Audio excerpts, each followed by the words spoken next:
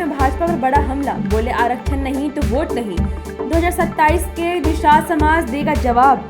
विकासशील इंसान पार्टी के संस्थापक एवं बिहार के पूर्व मंत्री मुकेश सहनी ने उत्तर प्रदेश के देवरिया में भाजपा सरकार पर तीखा हमला बोला।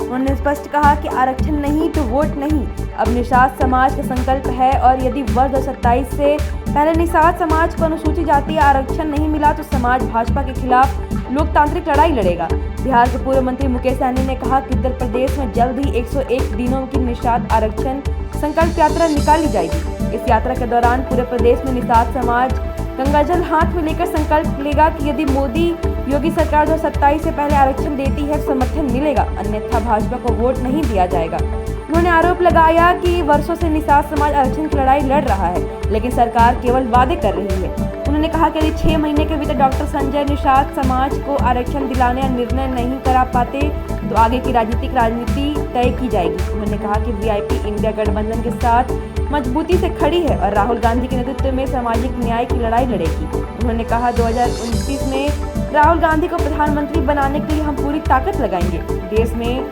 जातीय जनगणना कराकर किसकी जिंदगी आबाद होना उससे उतना अधिकार आरक्षण मिलना चाहिए।